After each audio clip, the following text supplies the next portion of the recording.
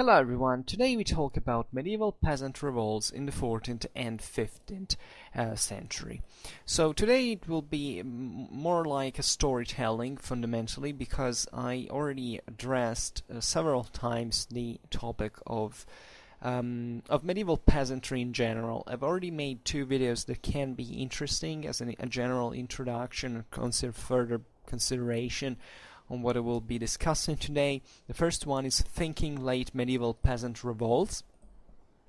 The second one is Late Medieval Peasants Revolts, a Decisive and Lost Battle. Then I've made also other videos that are related, such as the one of the development of Battlelordship or Man's regime and personal freedom, depending on a Battlelordship, etc. If you go definitely to medieval society playlists, you'll find plenty of fundamentally interconnected topics. So I'm glad that with Schwerpunkt I've managed to create at this point this substantial net of videos that kind of can relate easily to each other. Today I would like, as we were saying, to make a bit more of a story, a relatively short and concise one, given the importance of the topic. I must confess I've never been quite fond of medieval peasant revolts. First of all, because I think they're difficult to study. I mean, historically speaking, we have several problems I discuss also in those videos. Primarily the fact that peasantry, on average, let's say most of the times, the vast majority of the times, didn't write. So most of these revolts have been told to us in a way that naturally reflects more, first of all, the perspective of the winners, which is, I'm not making rhetorics, because as a military historian I don't think that history is always written by the winners at all. I think it's a simplistic idea, but indeed in a society that was largely illiterate and where fundamentally the peasant revolts were put down by either noblemen or even commoners telling the truth. So the patricians sometimes of the wealthy cities. So we have an impression of the peasant world, aside from the peasant revolts themselves, but of the world peasantry that is, grossly filtered through those the eyes of those authors that also looked very often with contempt at the peasantry in very harsh ways. I won't be repeating this, but this is very important historically speaking, because most of the times we don't really know what these things had been about. Today we will talk essentially about late medieval peasant revolts, so the most important, the Jacques in France, or the revolt of Tyler and Balt in England. So these major events, and we'll hint about something else also about Germany, Italy and Spain. But let's say that we have kind of framed, in fact, these late medieval peasant revolts that surely had a systemic, systemic elements in common fundamentally. So, and they were also the largest ones practically. There were a structural and systemical outbreak of dissatisfaction that we will see now why it happened. But I think we should remember more frequently, at least, that objectively there had been so many other peasant revolts back in previous centuries that are much less documented, of which we don't fully understand the extension of, in the sense that by the 14th, we will start today roughly from the 70s of the 14th century. It's a very advanced stage in history and time in European society, where sources are very, very abundant. Similar things had happened, arguably, at least since the 11th century, very often, even before, naturally. But let's say that it's in the high Middle Ages or low Middle Ages that things start happening, simply because the European system was in expansion. So by reflection, fundamentally, this events occurred with more force, also at a wider level, at a longer range. but we know much less about the other ones. Also, many other we discussed, for instance, on Schwerpunkt about the pauperistic evangelical movements. Well, we know very few about those, but we still know that there were certain elements within these movements that also had arguably nothing to do with religion, for example, but they were triggered by, and possibly fundamentally also by these social instances of, the oppression of peasantry by the feudal lords, this general need for obtaining larger autonomy.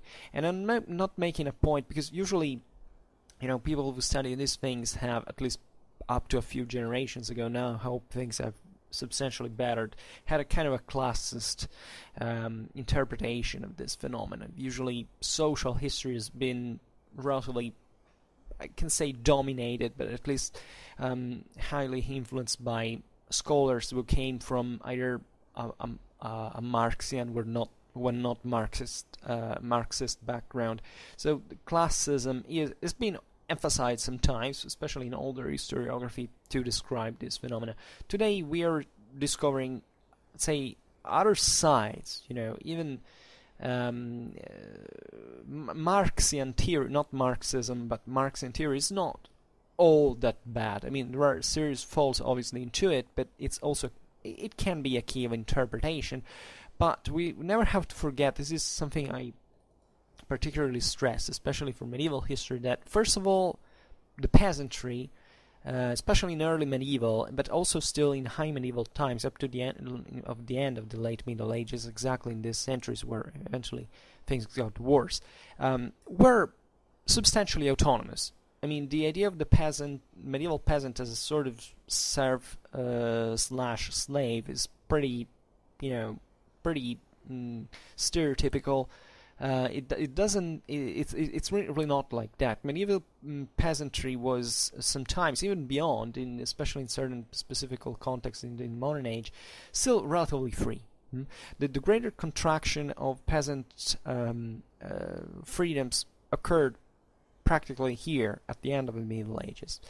I hinted at those videos because those are all about it, fundamentally. So if you're curious just to learn more about it, that's the point. But secondly, and this is perhaps even more important, is that peasants were fundamentally acting like all the other, let's say, it sounds bad, but as an explanation, but like all the other lords, fundamentally, like all the other owners. Medieval peasantry was not a pure angelic class of oppressed people by the evil rich guys. No, they were fully participative of everything that was going on. The same seigneurial system or feudal system, and eventually was starting from the countryside, for the community, from the same peasant communities who were essentially collaborating with the lords, and were also depending on them. The peasants sided with this or that lord, with this or that city. We will see it especially today with the remensas in Aragon, that practically the political allegiance could be very varied. I made always about Spain, one of the few videos on medieval Spain I made up to now. Another video that is the development of rural lordship in the Low Middle Ages, the case of Sagun. And in the case of Sagun, that's also another interesting video, because it makes you understand that it wasn't the old kind of stereotypical classist interpretation, the lords versus the peasants, the masters versus the exploited. No, it wasn't nothing like that. It was often way more, I can't say parity, but way more equilibrated than we can think. Never forget that this is a moment in history where controlling a population is not easy, like say today with certain types of firearms, with a centralized state. At the time it was extremely difficult, and every community kind of had its own spaces, its own autonomies, because you couldn't literally control everything in there. Arguably not even today, fortunately, but it's still very different from today's world in terms of politics and society. And we will see today how, even though the peasants got the worst at this point, that they lost practically most of their freedoms. However, they still managed in certain cases to have some of their autonomies recognized and preserved in some measure. Not out because of they had revolted. So these revolts had sometimes some relatively positive outcome that, however, has to be always contextualized into the overall political and social balance of that specific reality. Who was granting them those rights? Very often the crown, naturally, as you can imagine. For example, to contrast the nobles. That's not to forget. So we will try to be more specific now. So where can we start from?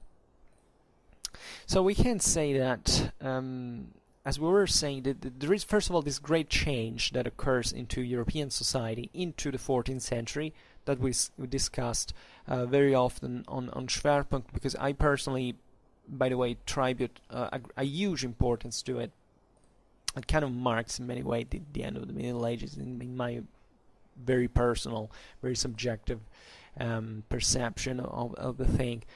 From a socio-economical point of view, and consequently also political point of view, because actually after Black Death, now these are very difficult and topics, because there is not a universal consensus historiographically speaking. As we were saying before, it's extremely difficult to understand exactly what was happening to the countryside most of the times, even when the countryside was very well incorporated into the city circuits, or however in other contexts where the countryside is well documented.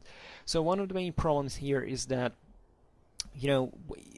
everything is approximated, so that maybe now I will draw a scenario in which in other realities, in local realities, it went completely in the other sense at that time. But generally speaking, there is this idea that in the immediate aftermath of the Black Death, the peasantry kind of had a more, a moment of, they took breath once again. This is already very debatable, also as far as what I know from the pre-Black Death, but there is some, some idea of this kind, that fundamentally when also especially the city populations where the plague had hit the hardest, decreased, this gave to the countryside a sort of greater power, economically speaking, on the city itself, because they basically were arguably stronger from a sheer demical point of view, at least.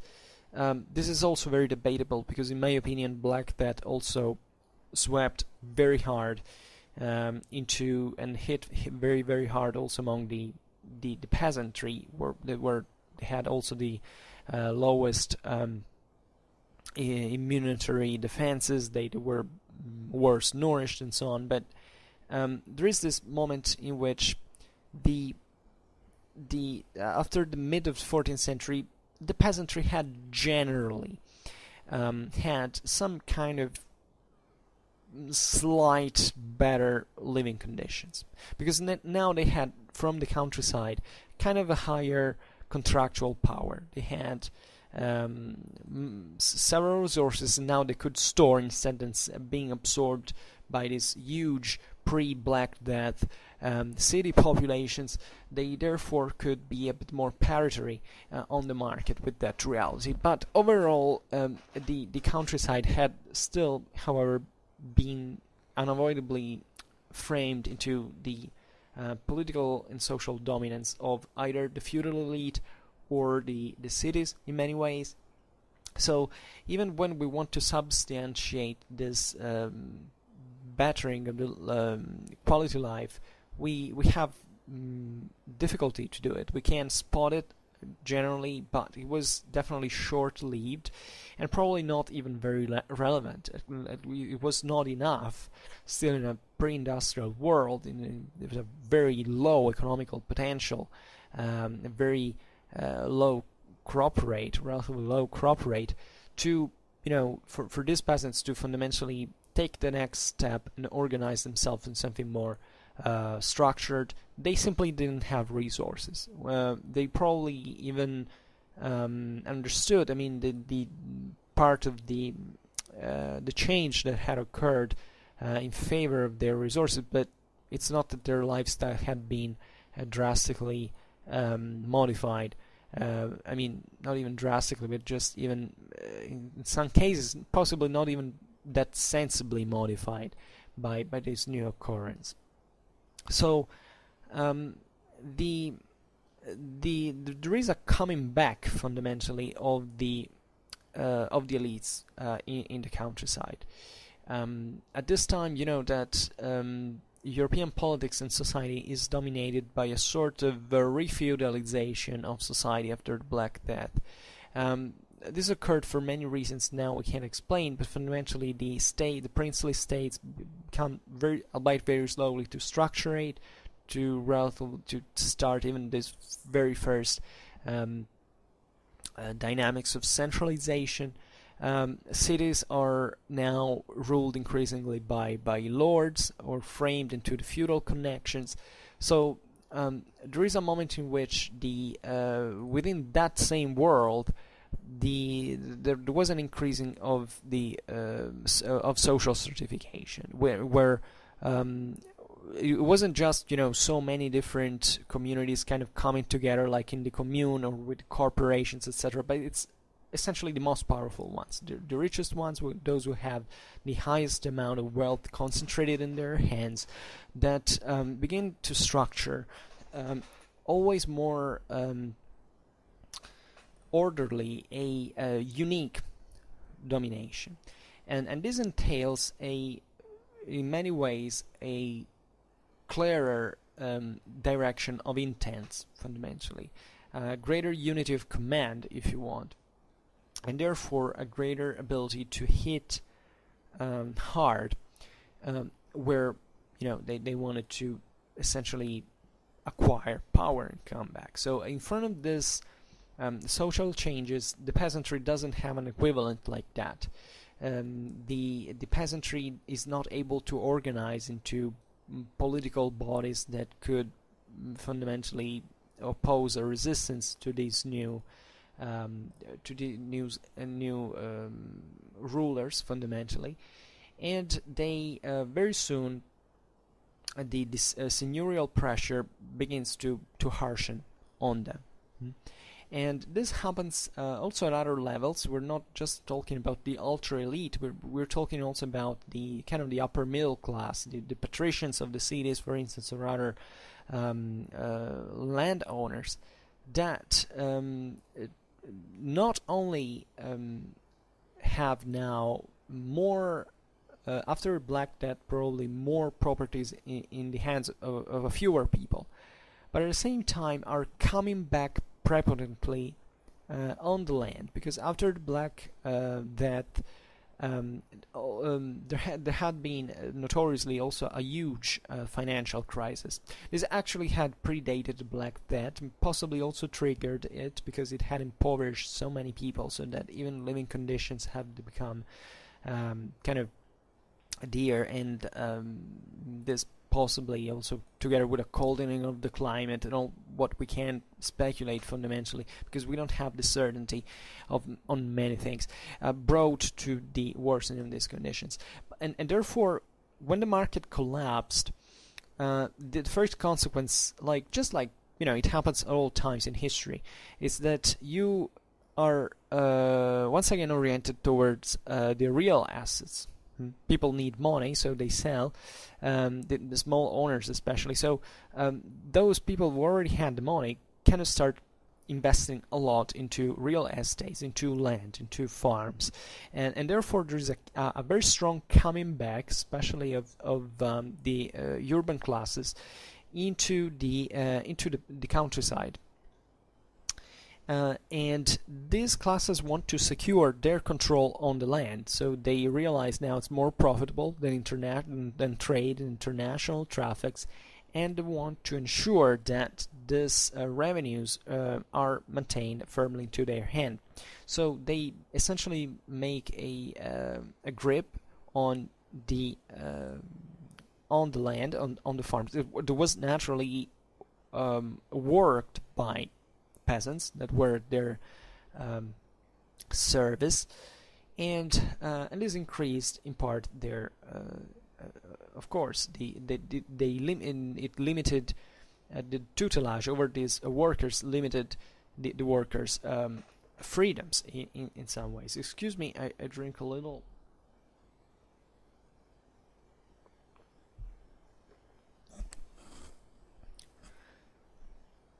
So this had derived also from had followed from a sort of inclination or propensity, a sort of habit, basically, to specialize production, so that peasants I'm making it extremely simple, but obviously it's way more complex and complicated.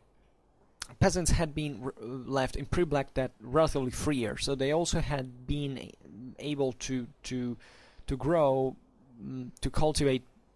I can't say what they wanted, because obviously there was a regulation and a diversification of the cultures and so on as well. But they generally had been kind of freer to also produce more wheat, for instance. At this point, instead, the market gets increasingly specialized in agricultural products and the exploitation of the land, really to make the most of this property. So consequently, peasants were bent to produce only those specific goods, always more increasingly on that, and in the process they were beginning to lose their autonomy also in this sense. So their living conditions were consequently going lower, or at least they were they were going lower because they weren't working as much as they could before, in part for themselves.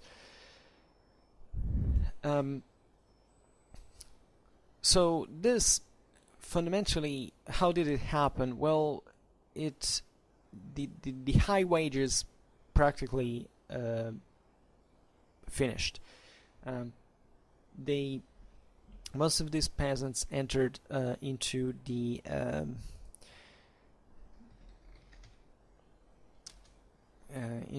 spiral of indebtment, fundamentally.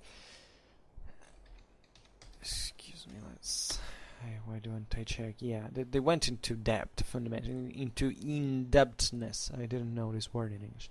And they began also to be increasingly more marginalized. And this happened for a very important quota of the land workers. So this kind of habit that peasants had acquired along the years after the Black Death to more abundant and diversified food consumption, for instance, in a less depressed existential frame, at this point also had showed that when it was declining, worked as a sort of contrast, fundamentally. Because, as we've said, after the Black Death, for a certain time, for like one generation or more, or a few more, the peasants had gained more. So now they also had probably stored something more, that they knew the value of their wealth. They could theoretically, they had probably dreams and ambitions and so on. So the harshening of the control over them was coming back fundamentally this after this few years, contrasted even more with their ambitions, and also put them into the condition of using what they had saved into the previous years to do something more about it, to organize better themselves, to even to arm better, to have a greater, possibly also greater conscience, even though the medieval peasantry never quite had a, sort of, I don't know, class conscience, in the sense that they felt themselves as equal. Most of these peasants naturally saw themselves owing to as communities, at a local level, framed into that particular political game between the local lords, the local cities, and monasteries, and so they didn't have a long-range view, far-ranging view and interactions between the other peasants. Many peasant communities were presumably also very much in competition one of the other, where they could achieve a certain degree of autonomy. So as I was saying, at this point there was also still a relatively low control on the peasantry, which was still enough, however, for the poverty of those times to put sensible and increasing at this point pressure on them. So it's in the second half of the 14th century, and especially from the 70s, that the let's say intolerance and spirit of revolt began to spread among the inhabitants of the countrysides, and not only though, because we've seen that in other videos also how this is happening both in the countryside and into the cities, because the classes sometimes were fundamentally the same. I made some videos about this. It can be a bit more they could clarify a little bit. Actually only one, now that I say about this, that is urban revolts in 14th century Europe.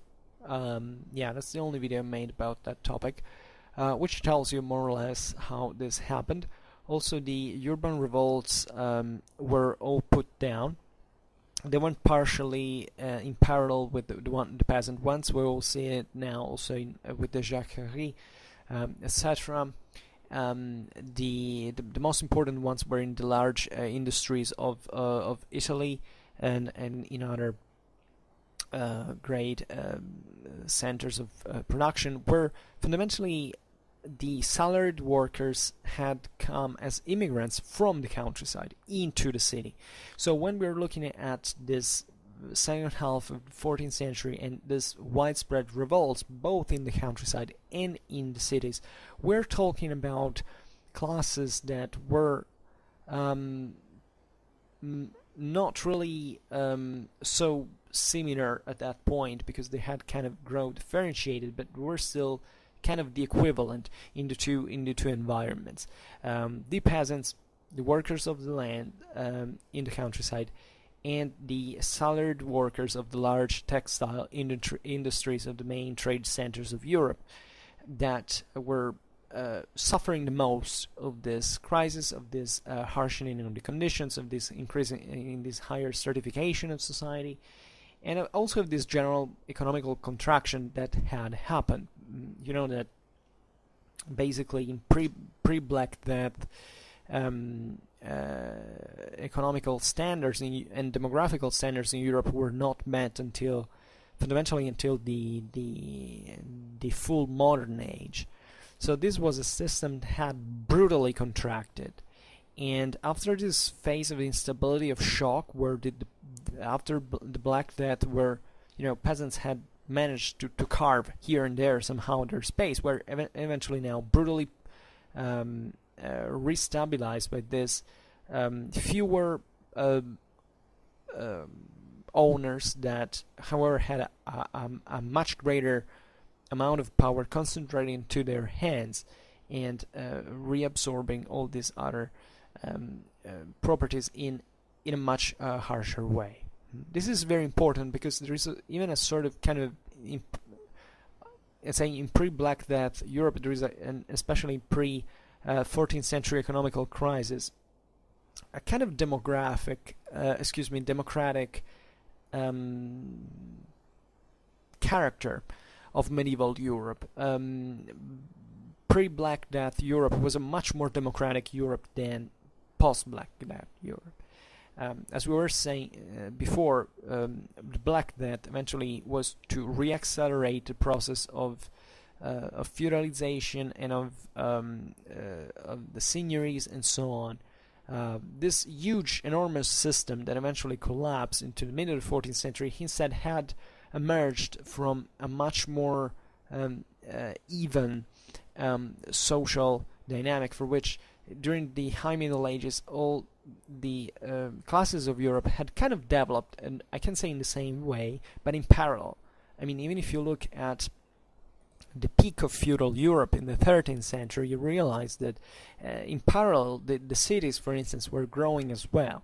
So it's as if everybody had become kind of finally rich, and this at the political level had reflected on, first of all, chaos, kind of anarchy, because everybody was kind of powerful enough on its own, and yet it had brought up this new classes, like the one of commoners, for instance, that had kind of reinvented republican regimes, democratic regimes, that naturally they're republican and democratic in very different ways than one we conceive today, but that were fundamentally stressing also on the base of Roman right or Germanic law, this idea also of individual freedom fundamentally, that was at the base of their states. Now, in the 14th century, the Ancien Regime, as we know it, also the one that arrived almost kind of intact up to the French Revolution, is something that really gets formed not back into the full Middle Ages, but rather towards this end of the Middle Ages, in here, after Black Death, where also from a demical point of view, most of the commoner classes had, I mean, not most, but great part of the commoner classes had been wiped out. I mean, even individually speaking, there is a collapse, for instance, talking about military history in the second half of the 14th century, also of the communal infantries that fundamentally were never to reappear as such, because eventually there is this kind of the Swiss model with the pike that eventually is financed by a government and is imitated by other princely states. So you have nothing anymore like the communal armies that existed before, kind of were many, kind of relatively equal and however uncoordinated. Now there is a very, very different world that develops on very different premises and in a much more stratified way. There is also, I insist on this psychological factor, because there is the great shock also created by the Black Death. I mean, this idea of having made it, for instance, to survive through it, and therefore having lived through a time that had somewhat changed the mind of those people. I mean, definitely, I believe the mid-14th century is in many ways the beginning of humanism, if you want. I know it's way more complicated than that. It's mostly a social reason, but the idea that life, as not just as an element floating out there, but as a sort of real, concrete, after having survived the Black Death, you would give to life a much deeper meaning than before. Not that before life was that easier, but definitely had been a great cultural aftershock because of the Black Death. Probably the mindset had become also much more secular in many ways. Black Death had showed how life can be so miserable and how you have to struggle through it in a way that makes you even more courageous, for instance, to withstand oppression and to make you understand the value of life also from terms of rights. So possibly these peasants were feeling increasingly more the limits, they were increasingly more aware of the limits of their own autonomy, and they wanted the boundaries of their own autonomy. They were trying, if not to expand them, at least to preserve them now, but this coming back from the harshening of their oppression. This is a bit of a speculation, perhaps. I don't know how this kind of impressionistic psychological approach can work, but it's still an idea. So there is also the problem that the peasants were at this point sometimes literally transformed and turned into day laborers in hired hand. So even certain peasants who had enjoyed, in spite of their juridical status, some freedom, some autonomy as farmers, etc., now they were actively and coactively transformed into day laborers by their masters. So, as we were saying now, let's pass to the geographical side. Where did this peasants really broke out? We will surely make something more specific in the future, but let's just look at the broader areas. So, great parts of Europe were interested by the phenomenon of peasant revolts. In Germany and Austria, that, by the way, at the time were the same thing, the population rose against this seigneurial oppression that had grown increasingly heavier, and both because of the agrarian crisis, but also because of the difficulties the peasants were facing in front of the ever-pressing strategies of the new German territorial principalities. This is very important because Germany was not faring very well economically speaking at this point. I mean, had been a general crisis over certain classes. It was still a system kind of on the rise, especially certain areas of the south, etc. But also in there, as we've seen also in Austria, for instance, this was going in parallel with the expansion of seigneurial power.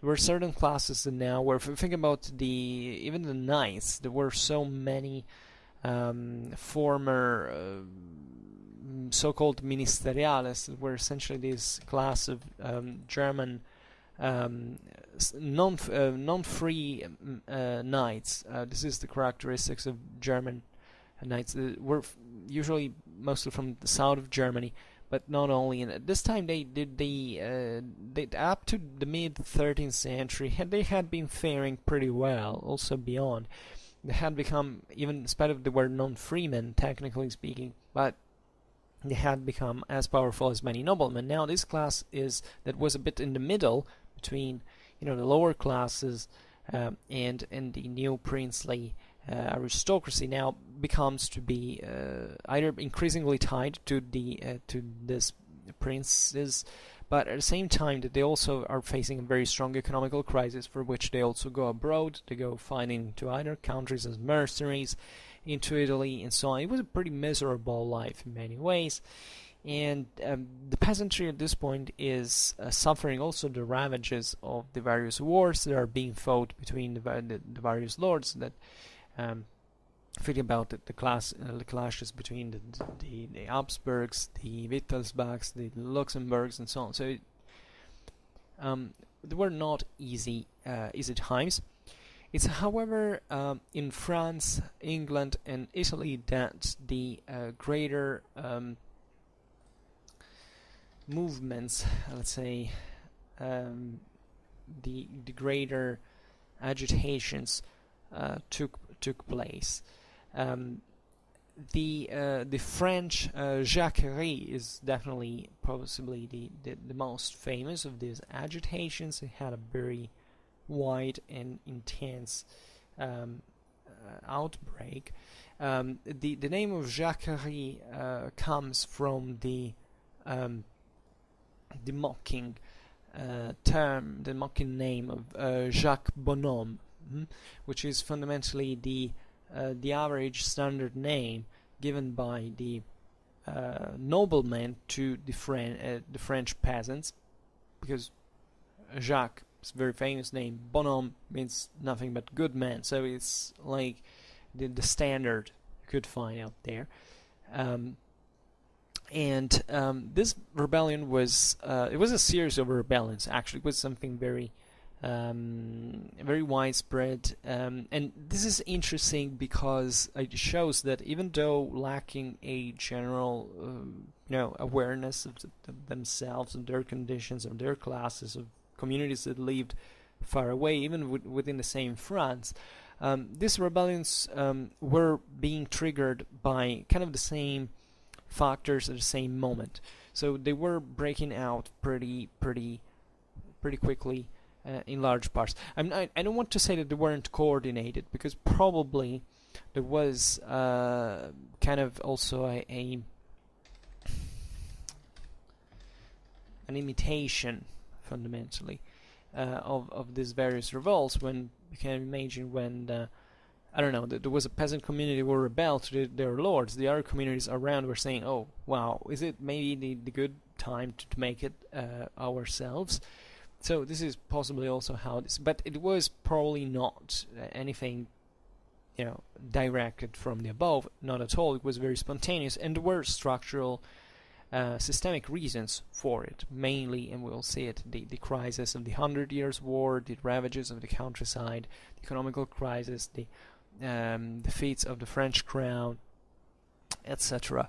So this, the Jacquerie exploded violently towards the end of May 1358 in the Ile-de-France, from where it rapidly spread towards Normandy, Picardy, and Champagne. So at this point, the rebels were soon backed by the Parisian bourgeoisie, who, guided by Etienne Marcel, who was a very important and now authoritative prévôt of the merchants. So in this alliance, basically the chance to reduce at its own advantage the political power of the nobles and to erase their privileges in some part. This is perhaps one of the most interesting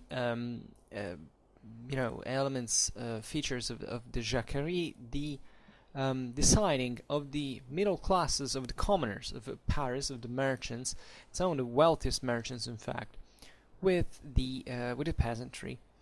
So Etienne Marcel was the key figure, as we have said. He basically came from the most powerful bourgeois family of Paris. He was part of the two main Parisian brotherhoods, fundamentally, corporations, or you want to call them, La Grande Confrérie de Notre-Dame and the Confrérie Saint-Jacques au Pèlerin. Here the name of Jacques actually reappears as the standard name. And he had become prévôt of the merchants of Paris, and this basically had made him the chief of the Parisian municipality, and he was a supplier for the royal crown. He was into the import of clothes from Flanders and Bruxelles, and he obtained fundamentally the control of the General States in 1355, together with the Bishop of Laon, Robert Lecoq. So from the top of this power, Etienne Marcel had the chance to intervene in this major the outbreak of the peasant revolt. Actually, the peasant revolt started before his political uprising. The fundamentally he was intertwined. Now it's complicated, we skip it a little bit. He was asking for a council, fundamentally, to regulate even the same monarchic authority. At the time there was the Dauphin Charles, that while basically the King John II was taken prisoner by the English, was ruling, Charles would become eventually the King Charles V.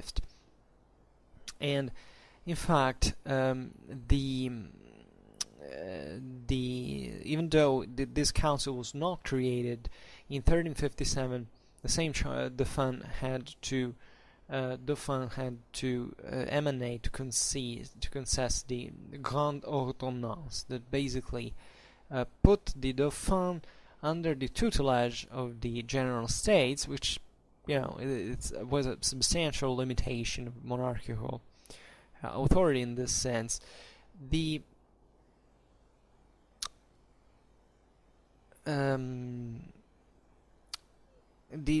this point, Marcel fundamentally also searched the backing of other powers, chiefly England, but also Navarre. So this was it was intertwined with a world complex international situation, and Marcel embraced fundamentally the Jacquerie at this point in this very turbulent climate that had brought to the revolt. But essentially, Marcel was killed after the defeat of the Jacquerie, after the Battle of Mello, and where the peasants were practically massacred by their opponents. At this point, on July 1358, on July the 31st, 1358, Marcel was assassinated, and it's at this point that he was betrayed practically by the same citizens of Paris, because they had seen what had happened to the city, to the peasants. They didn't want to be slaughtered the same way. There were naturally many ramifications also of the Dauphin's power into the city. So he was betrayed and assassinated, and at this point the heir to the throne came back once again in power. Charles had called, if I'm not wrong, the General States in Compiègne, where he had condemned Marcel. From there he had maintained the direction of the war against both the Parisian and the peasants at this point. So this is interesting because it shows how even such a privileged class like the one of the merchants of Paris could inspire to reduce the power of the monarchy, joining the peasants. Naturally, this is this is an episode that has been, as I was saying at the beginning of the video, such events were not just told in different ways from different perspectives, but also they were recalled historiographically and interpreted accordingly to, obviously this naturally mirrored in part the French Revolution, where eventually after 4 centuries it was the same bourgeoisie that rose of Paris that rose against the monarchy, and this went along with the general discontent with the peasantry with the monarchy after these famines and so on. So there are these parallelisms, especially in the Kingdom of France. This dynamics between political stability and famines and etc. Economical crises are very important. So at this point in the 14th century, France, let's remember it, the French countryside was being repeatedly devastated by the chevauchée, of the armies of the war of the Hundred Year Wars. Not just English, but also same enemies. France would at this time was living kind of a moment of dramatic instability. Eventually, the same Burgundians would join with the French. They even managed to capture Paris and so on. So this was an internecine strife that was weighing extremely hard on the peasantry, and that's why, especially after the capture of the King John II, known as John the Good, at the Battle of Poitiers in 1356, and his prison in London, the French kingdom was in very dire conditions. They had to ransom the king. There was no money, so the direct taxation was having directly on the lower strata of the population that made the bulk of the production, and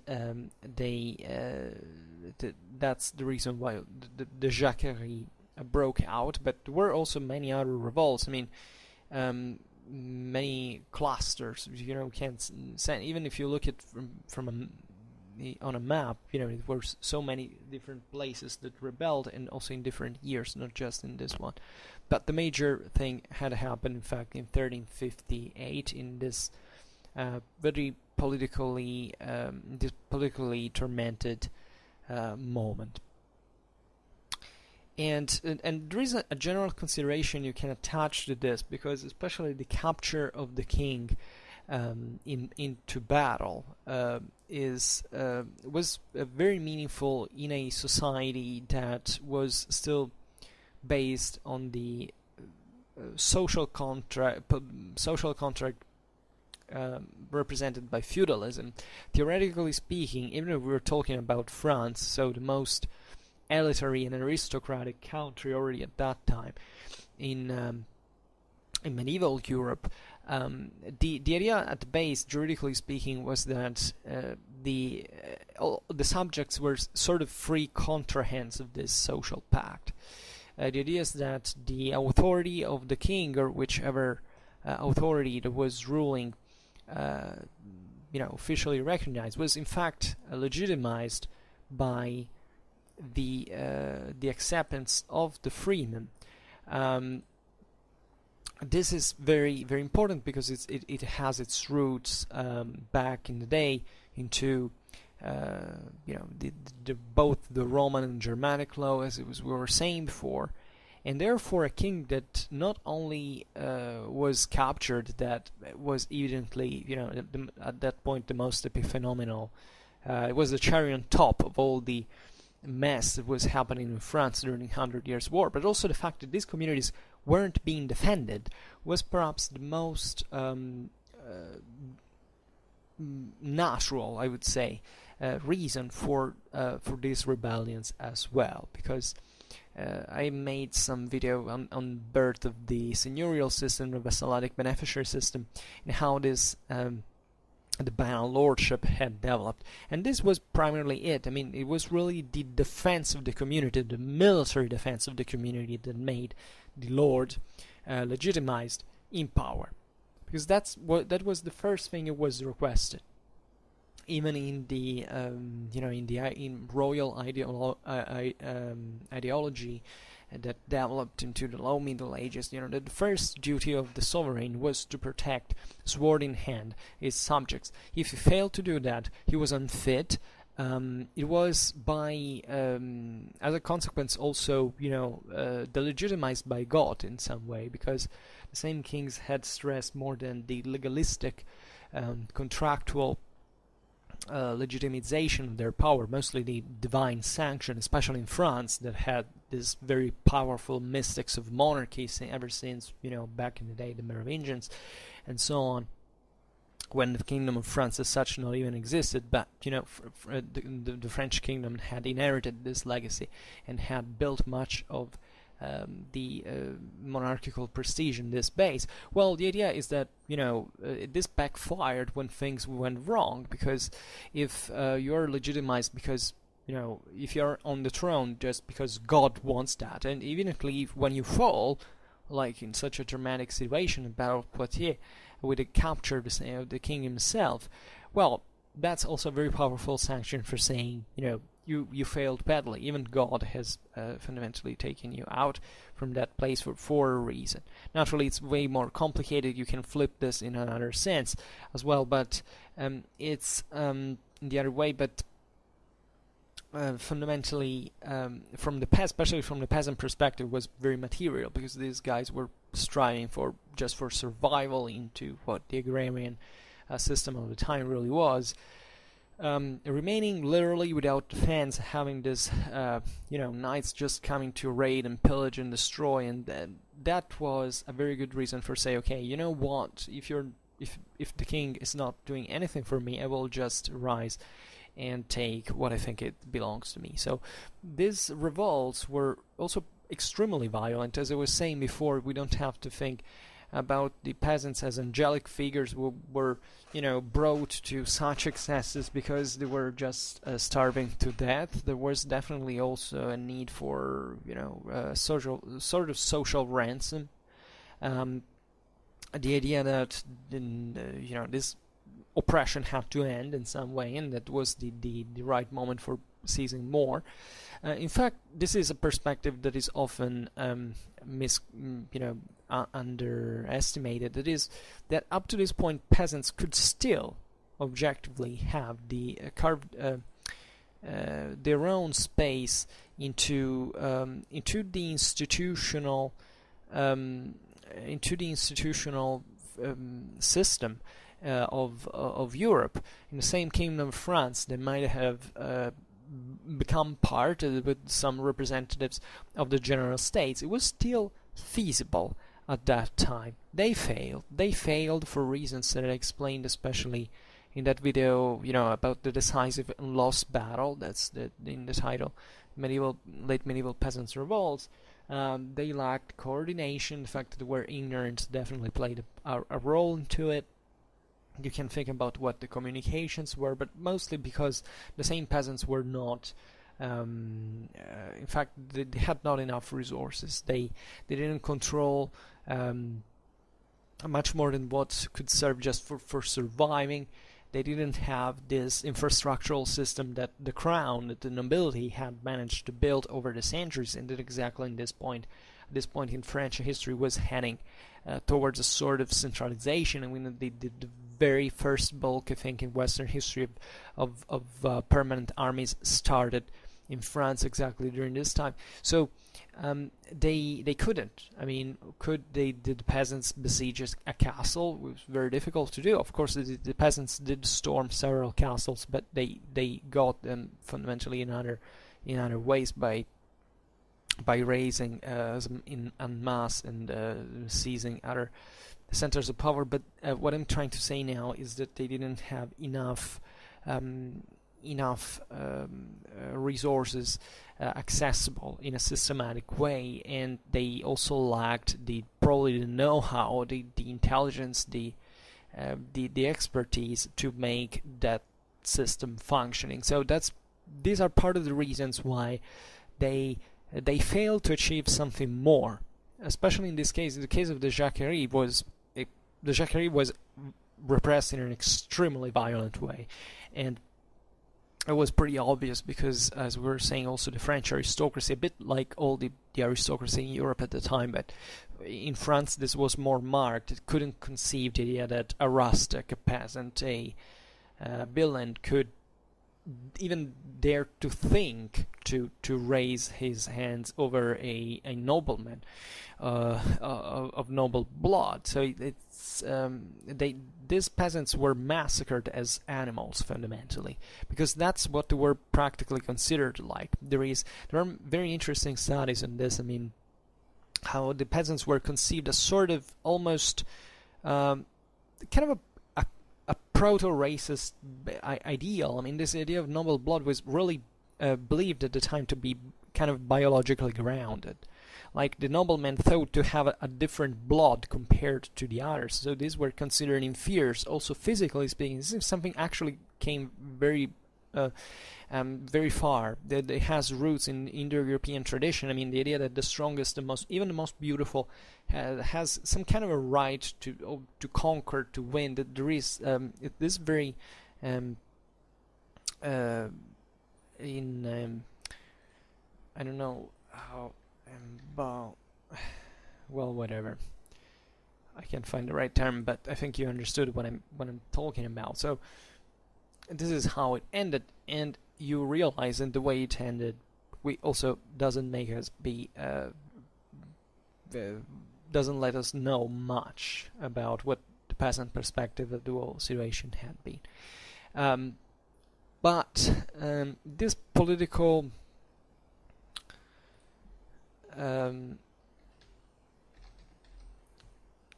let's say a disqualification of the monarchy for having failed essentially to protect its subjects was also at the base, generally speaking, of other, and this happened also at other levels, also at the aristocratic level, thinking about the Dukes of Burgundy, but it was played in fact also by the Etienne Marcel and the Parisian merchants. So this was kind of a good excuse to do it. And just remember that France was in absolute also the most supportive country in Europe at the time towards the monarchy. So this is even more meaningful.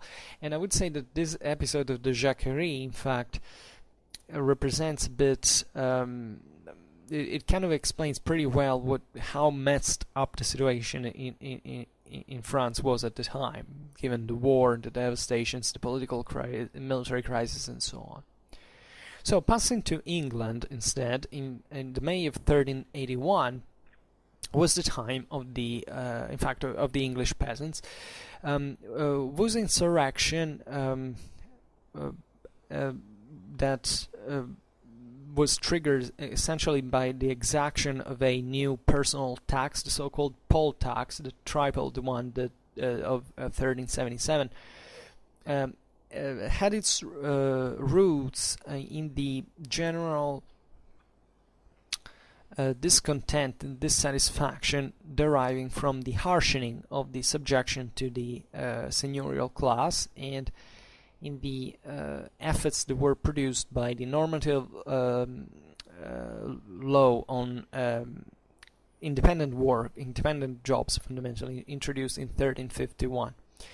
That had been created with the main aim to stem the increase of the salaries, fundamentally. So this rebellion was starting from Essex and Kent, and the rebels started to head towards London. That naturally was the most important center in England at the time. London was an ancient, even a more ancient capital than Paris, the main center, the key for controlling England at all times in history. So this, just imagine even the problem of kind of stopping this phenomenon, because when you have a world population, that when the crisis is so transversal and the world power is really collapsing, it's fluidifying, it's melting away in front of your eyes. So this was kind of a very big problem for the same monarchy to cope with. And along the way, these rebels were first of all, the rebellion at that point broke out also in other areas of the country. This is important because it's exactly what we're saying now. That is, as soon as the threat was so close to London, coming from Essex and Kent, also other areas of the kingdom would say, okay, London is in trouble. So now they're so let's exploit this situation because it's a favorable moment to do whatever we like, also in the periphery, if we can.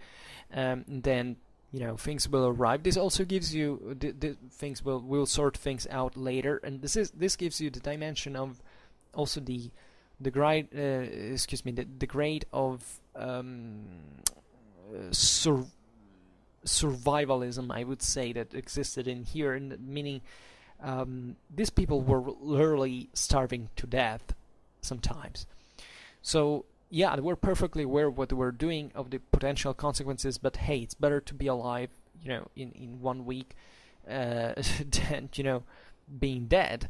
Then what will happen later, only God knows. But at the same time, let's do something about our current condition that is so desperate. So this in the general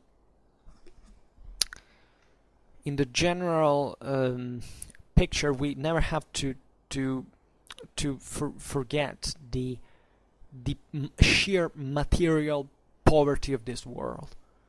So you wonder why this made it. Do you think it were a bunch of crazies that went out slaughtering, ravaging? No, it's not. Things were going seriously wrong.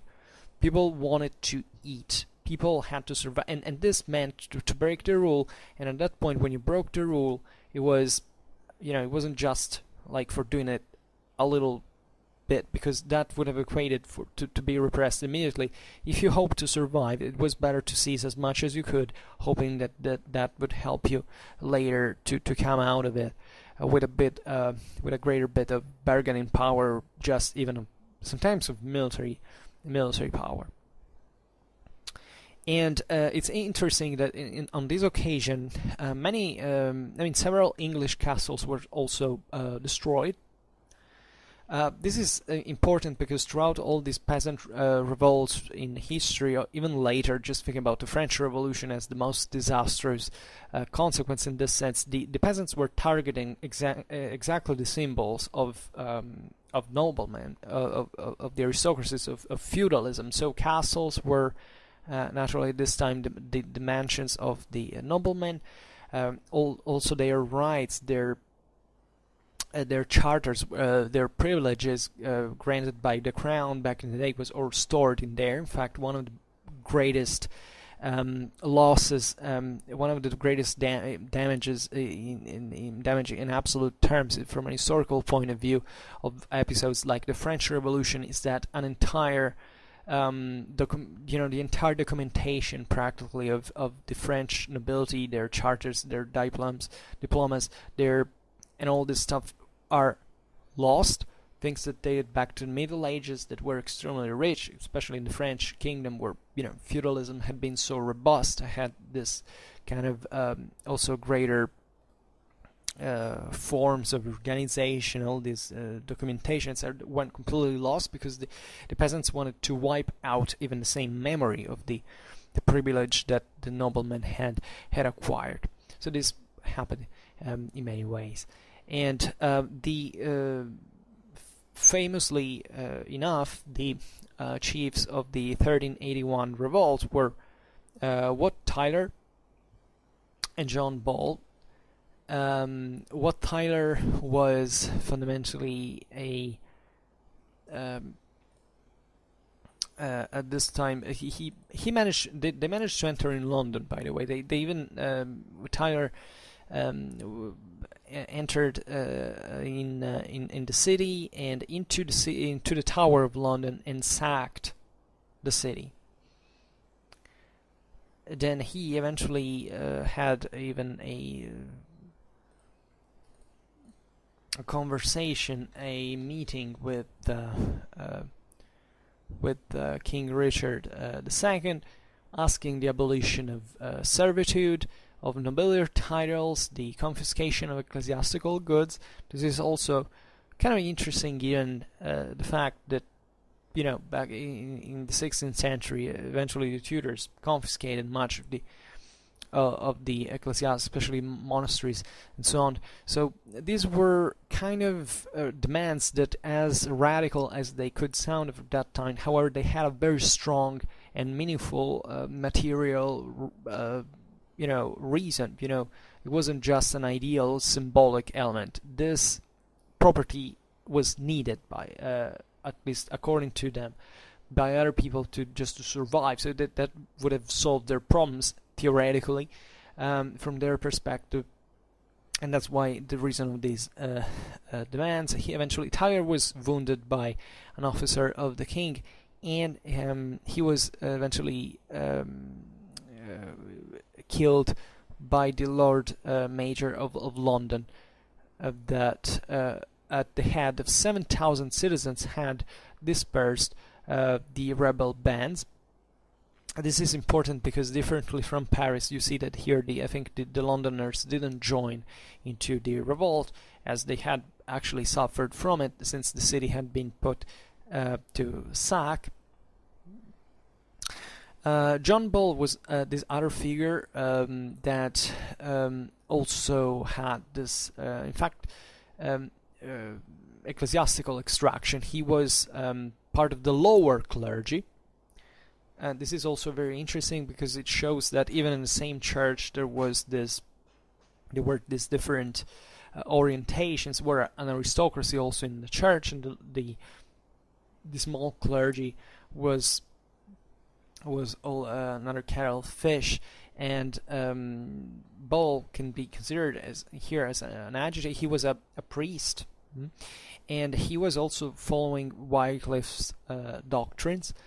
This is also a very important character that partially happened, even if in a very different way, in Bohemia, that certain revolts were backed also by certain religious identity and confession, and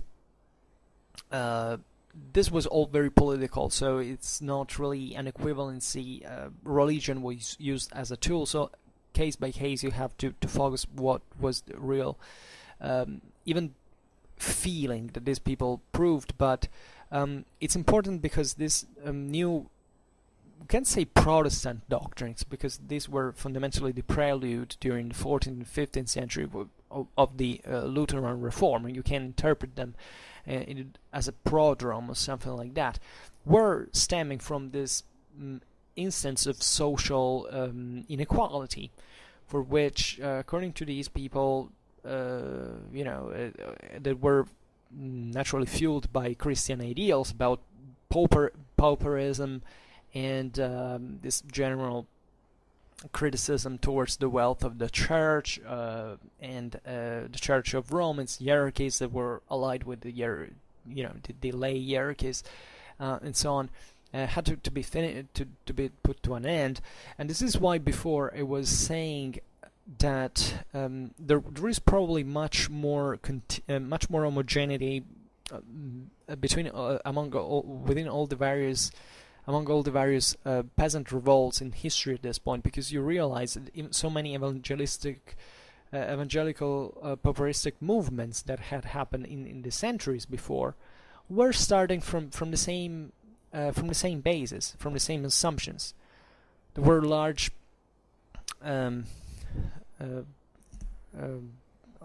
masses of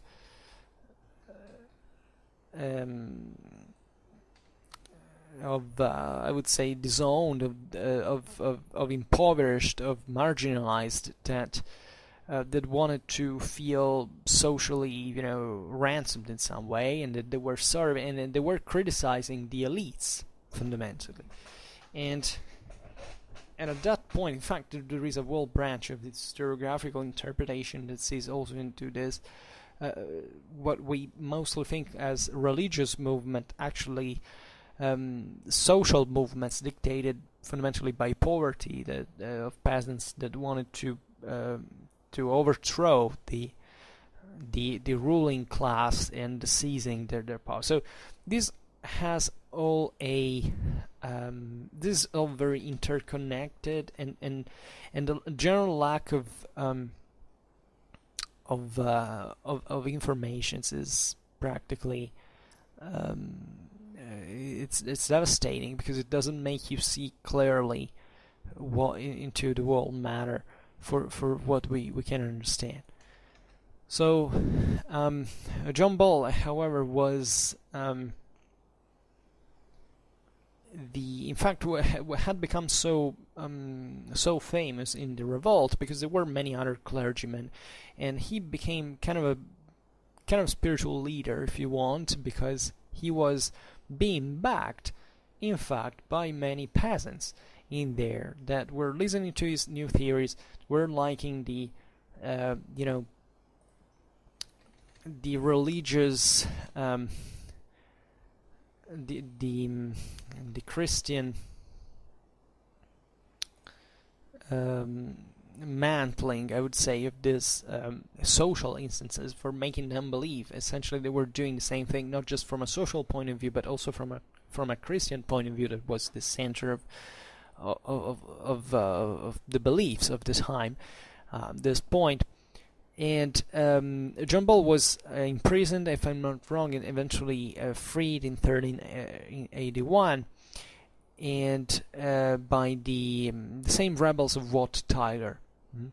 And in fact, John Bull accompanied Wat Tyler on his march on London, and preaching fundamentally, and at the same time inciting to revolt and trying to, with the aim of essentially founding this new regime of social equality and stuff like that. And when the whole revolt came to an end, as we will see now, Bull was eventually captured once again and hanged. And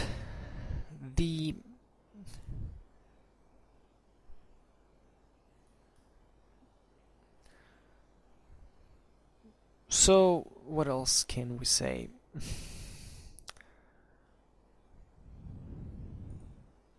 Wait a second, let me just here.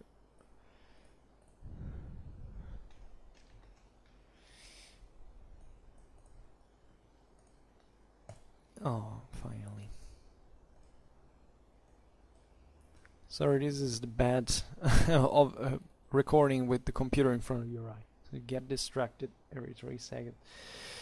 So, what we can say is differently from what had happened with the, I would say, quick and kind of also inconclusive and ephemeral movements of the Jacques, of the Jacquerie, was in the English case, there was a greater development and formulation of precise requests towards the king. As we said before, Wat Tyler was asking for the abolition of servitude, the increase of salaries, the partial repartition among the peasants of certain communal good and ecclesiastical goods and properties, naturally. So there was some kind of support. Before I said that the Londoners didn't participate. Now I don't really remember, but I think that there was, even in the same London, there was at the time already kind of a large city for the times, and it was also relatively stratified. There was some part of some sections of the population were kind of sympathetic towards the revolt. For instance, the small artisans or the citizen proletariat. So also in here, kind of the disowned, the marginal classes, a bit like what happened in the major, revolts in other countries, in other cities of Europe. So, but this support was not enough, and in fact, by November 1381, so essentially just after 6 months from the outbreak of the revolt, the uprising, this revolt had been tamed, and at this point also there was a royal amnesty that was that intervened into the situation. Wat Tyler and John Bull were already dead during the summer, I believe, and they had been slaughtered together with the majority of the rebels. And those who had carried out the massacres were mostly the noblemen. Also in here, just like in France, it was the noblemen who, defending their own prerogatives, being better organized, being wealthier, more, and definitely, professionals of war, etc. They managed to put an end to the revolt. However, and this is important, is that it seems that this revolt had, at the end of the day, somewhat of some kind of consequence, and it did really put a bit of an margin. It stamped somewhat the arrogance of seigneurial power, and it kind of stopped in overall the or at least say it kind of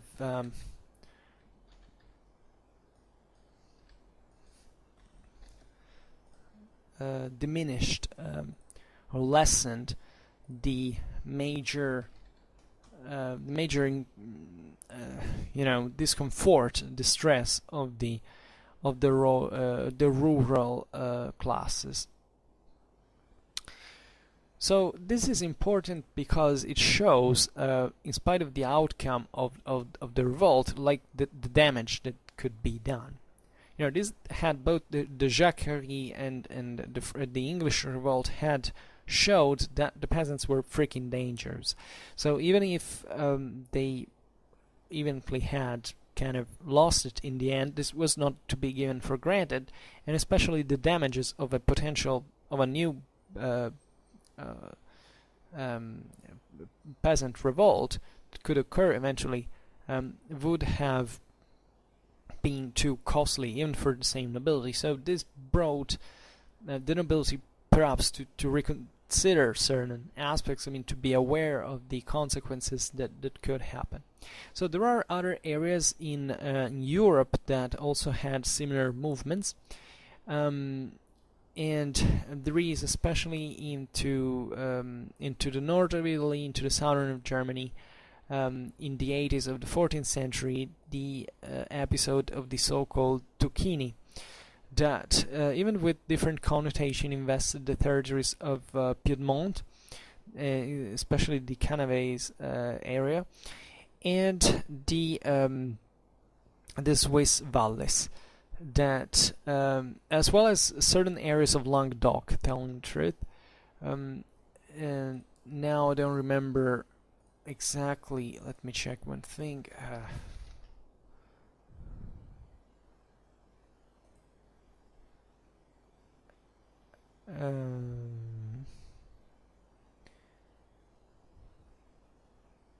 Yeah, I was checking now. Yeah, it wasn't really like in southern Germany, but rather in southern Germany. We talked about this before. The valleys is in the south of Switzerland fundamentally, so it's not a non-speaking.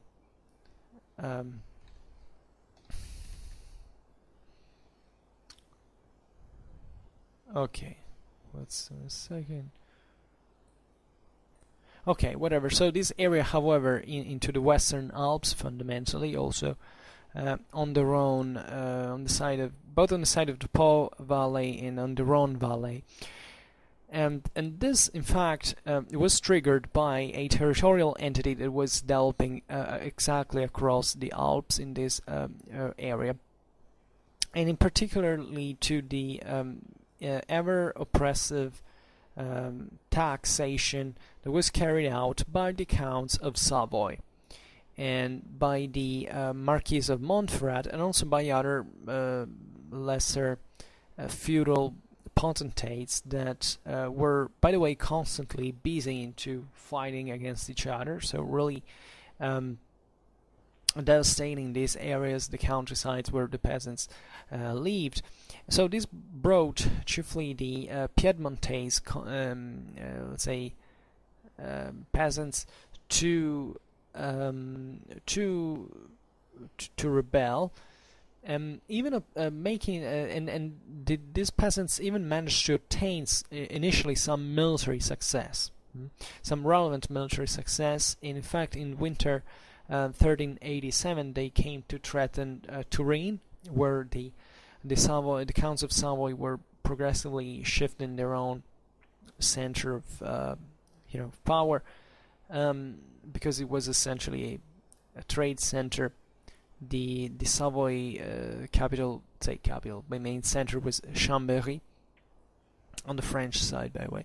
And so, but also in here you find a typical characteristics of the peasant revolts is that there was a lack of adequate political strategy and also of an effective operational coordination. So these factors eventually brought to the peasants to succumb fundamentally in front of the joint offensive of the Sabaudian militias and the Sabaudian and certain communal militias, having managed to obtain by the Count Amadeus of the Seventh of Savoy certain I would say, meaningful concessions.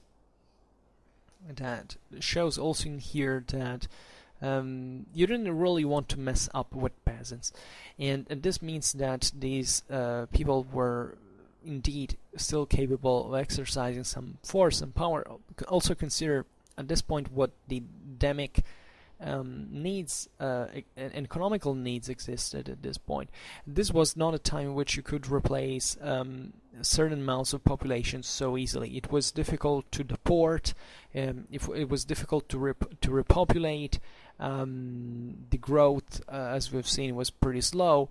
So even massacring entire bodies of peasants equated to eliminate, to destroy the productivity of entire areas that, maybe at that point, would have been better to control if inhabited with someone that could work, and you had always to bear in mind it could be a pain in the behind, but still, obtaining something from it, having someone who could work from there, and then to eventually seize their own properties in case of war, stuff like that, but still to have someone like that to stay. So even massacring an entire population is not something so usual as you might think, because the Middle Ages passed from such a terrible and violent time, but objectively humans are good and evil as they can be, as good and evil as they can be in all times in history. The only differences here are the kind of, I would say, socio-economical dynamics. Is that what is it that you want to obtain? And if you look at medieval history, even these senseless massacres of people within, especially here with Western Europe, among the same Europeans, were kind of did exist, but they were kind of exceptional. So they were also stigmatized at the time, because usually there was this sense of compromise that we've seen was dictating a bit also the political practice, that in spite of so much attrition in the broader political fragmentation and competition of all these powers, we're still aiming out of bounds at a compromise. The states that were forming this time were not so strong. They were to impose such drastic policies of eradication from an area, in spite of all the violence and devastations that still did exist, and all the massacres that naturally could take place.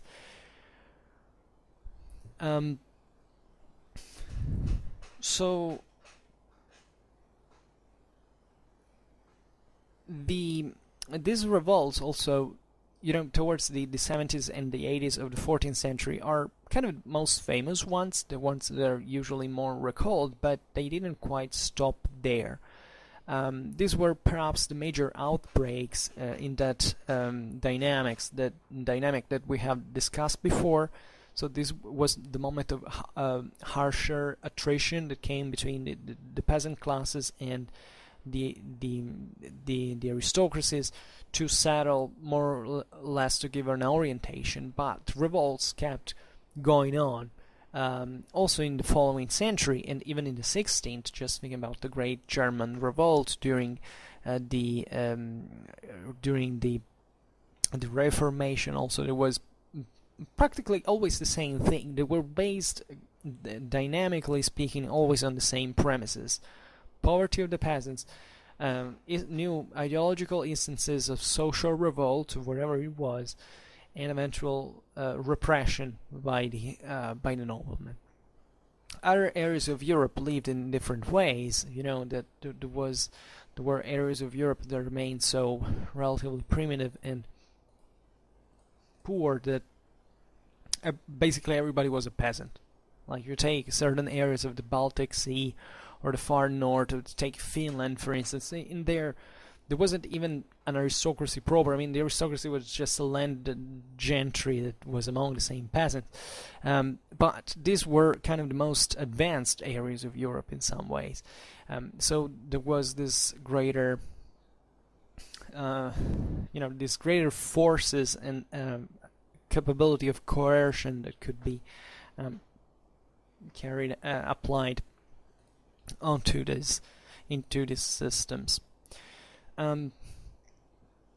However, as we were saying, also in the 15th century were quite violent uprisings that sometimes also managed to reach very relatively important territorial dimensions. In Italy was marked by this. There were revolts that were breaking out intermittently in the Pistoiese mountains. The most serious one was the one of 1455. The agitations of Ravenna in 1438.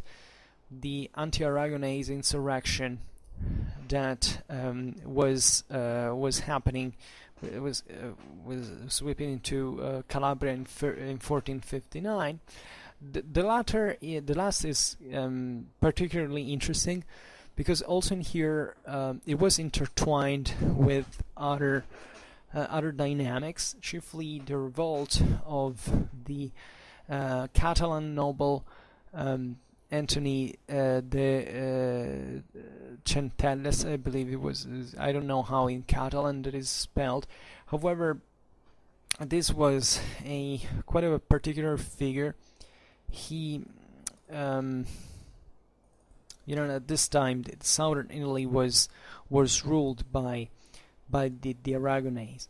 So Anthony was Marquis of Crotone, and he was, you can argue, he was a kind of an adventurer coming from Spain. I think we don't even know where he was born precisely.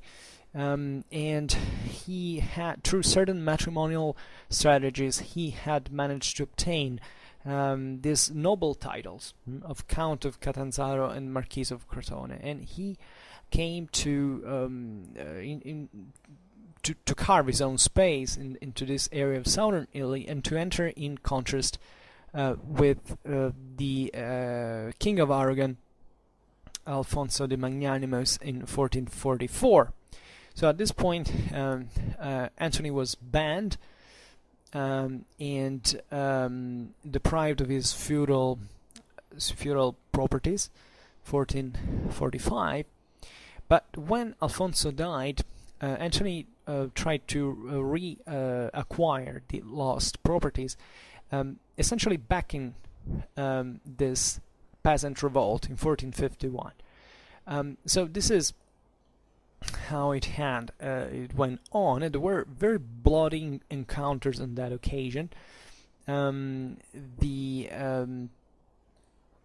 Anthony was captured and escaped. Then he was arrested a second time, and because he was betrayed, and we don't really know how he finished, where he was killed or he managed to escape. However, you see that in these corners of Europe you have this peasant revolts that are backed by certain individuals who are not really even peasant themselves. I mean, they're even noblemen. They're people who have another agenda fundamentally, but they're able to exploit the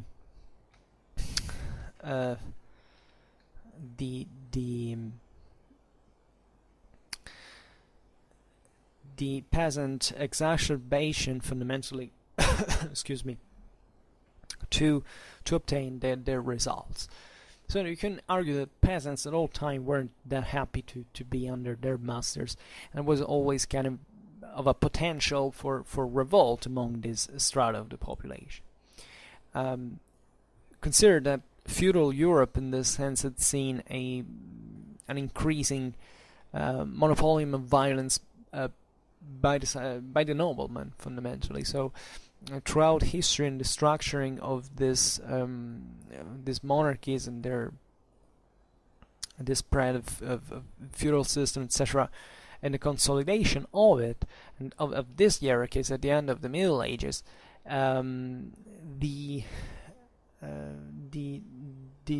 countryside especially grew to be increasingly more disarmed, because that is fundamentally it. Even von Clausewitz agrees with this. I mean, the objective of of war is just to disarm your opponent, and that's pretty much it. Because if you own all the weapons, all the resources, what can people do against you? If you have a sword in your hand, just think of what it meant, for instance, to, I don't know, to find here we are in the 15th century, a knight in full plate armor, if you're a peasant.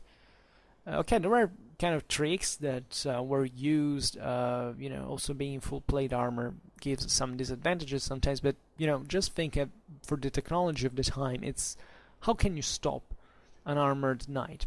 If not with weapons, with an organization, with some discipline, etc. Where could the peasants take this from?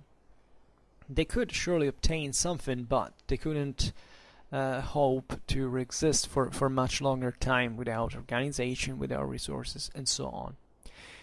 And I would say, I would conclude with this other Spanish, this Catalan example that is particularly meaningful from a political point of view. It's this rebellion that occurred in 1462, which is known as the War of the Remenses, or I think in Catalan is the Remensa, fundamentally. And the protagonists of these revolts were in fact the Catalan peasants.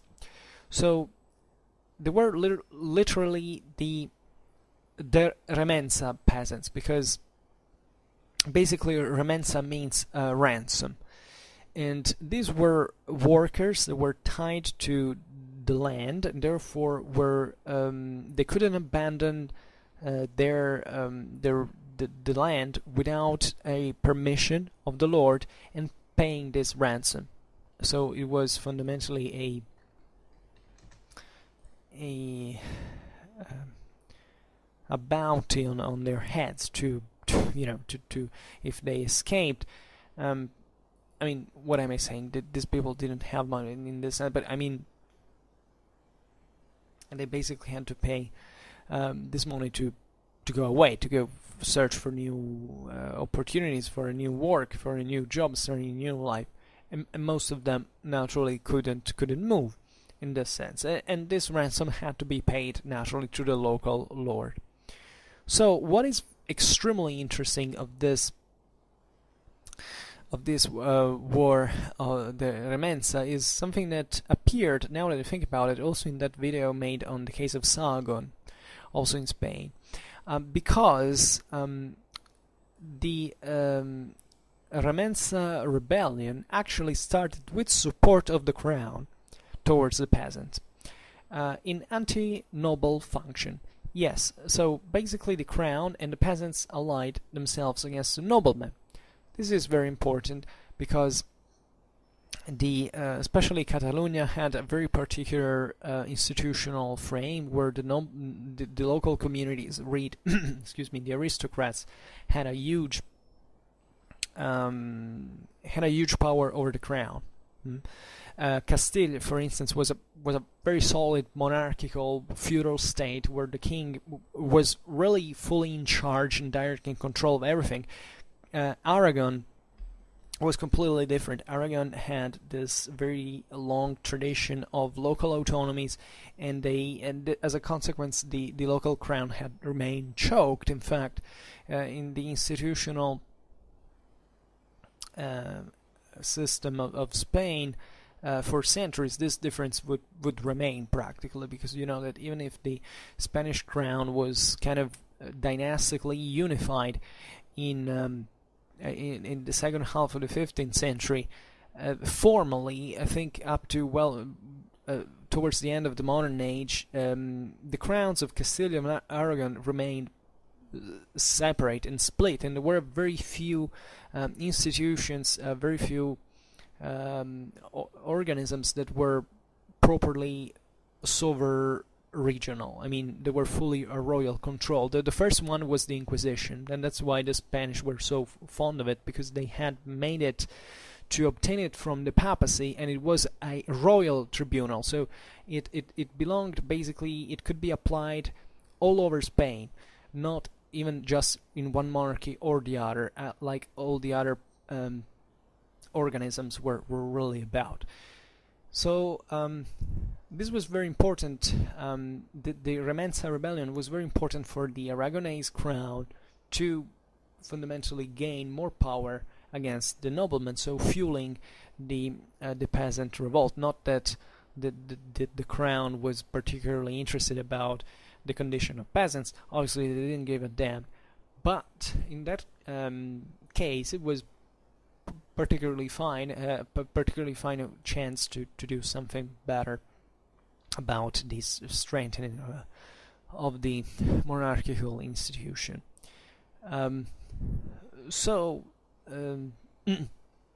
This, by the way, this Remensa war had also, I think, very kind of lasted for the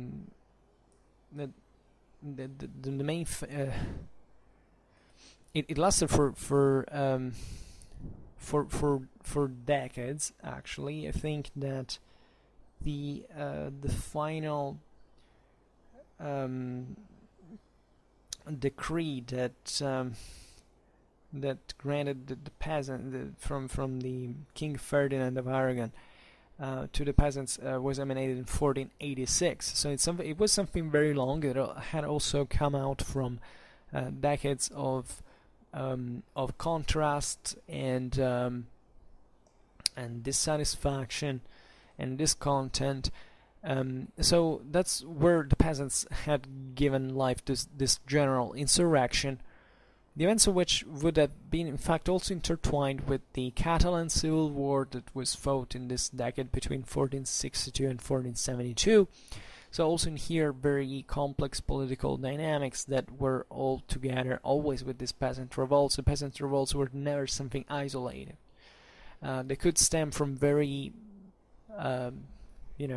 very strong material needs, but they were still always looking at the feasibility of these revolts into a political context that could make them support, because peasants would have gladly rebelled all over Europe, but they couldn't in the same places. I mean everywhere. So this really depended. So in 1482, as I was saying, Ferdinand of Aragon, Ferdinand the Catholic, intervened to grant to the rebel peasants the personal freedom. So essentially what these peasants had fought for, and essentially suppressing the malos usus, as it was called, through which the peasants had been taxed and vexed and tormented by their own lords. So this is pretty much what I wanted to talk about to you today, and I think it's interesting as a topic. As I said before, I'm not a great expert. I'm not even particularly interested into this, but you realize that the more you look at these things, the more you realize how complex these movements were, how you can't really trace, the peasants were hungry and therefore they rebelled. No, it's practically never as like that, for many reasons. Also consider that, and this is not for justifying, obviously, the kind of servitude and so on, that but the idea is that if you are a lord and you have peasants under you, you most likely don't want them to really starve to death, because if you starve someone to death, aside from the fact that you can leave them no option to rebel, in fact, but at the same time you don't have a very productive community. It is true that there was a very harsh exploitation. It is true that the lords didn't give a damn about the peasants. They depreciated them, they vexed them, they oppressed them. But at the same time, it was a kind of entrepreneurial mindset at this point, for which peasants also had to be productive. effectively. They had, because there was an international market now that was to be developed. The Dries as a phenomenon, now it's complex to explain, but just for saying that it's never so simplistic, like, you know, even the idea of the medieval peasants as, you know, as feudalism, as an idling system where nothing moved, it was not dynamic, that the seigneurial economy was stagnating. This is completely false. So even the reactions of these peasants have to be read, of course, in a much more dynamic and vivacious and system that was marked evenly by a great instability, where the peasants could find some space to expand, just like all the other classes. And yet it's meaningful, as we were saying also in the other videos, that the peasants failed ultimately to achieve this independence. They failed this autonomy, I would say, this recognition of their own prerogatives, of their own rights, their own representation as well. This is very important. And they ended up to the Ancien Regime to be framed and fundamentally oppressed throughout the centuries until, you know, until the great revolutions, where, you know, fundamentally peasant life remained pretty bad even afterwards. But, you know, in fact, that's really the point, that even the great revolutions of the 18th century weren't really done by the peasants, were done by the middle classes, now that they had the means, the wealth, the power to do something more structural and organized. The peasants most of the times just gave their working force, their fighting force, their muscles, their rage, their violence, this consider the psychological inferiority into which these people were relegated. This is not very thought about, but it is important. It was felt very much of it. Many people say, oh well, it was normal probably for a peasant to live like that, because that's how the world really was. I would say yes and no. I mean, yes, in the sense that, as we've seen here, the limit of the peasants was that they couldn't conceive themselves into a more articulated fashion, a more organized movement, etc. But at the same time, these people really suffered their own, so they were surely not happy to be in those conditions. They maybe couldn't imagine a different system, they couldn't imagine a different world, if not this evangelical one portrayed by figures like Wycliffe or these other preachers that were following these instances of pauperism and so on. But they did really suffer, and they were, and this is really the point, they were technically always about to explode if a greater pressure would arrive. So this was also the great problem of the whole system, where there were problems like famines or stuff like that. You know, if these people were living at a survival rate fundamentally. So if one day you have a famine, 1 year you have a famine, you don't have food for the next year, what is that you do? These people just go wild. They will rob you, they will assault you, because otherwise they will starve to death. And they're the first ones to do it. And instead, if you're a lord, you have enough food stored in your castle, and that's where you control also the peasantry. I made a video recently, not recently definitely, but it was kind of interesting, and also it sheds a bit of light in a less dramatic way.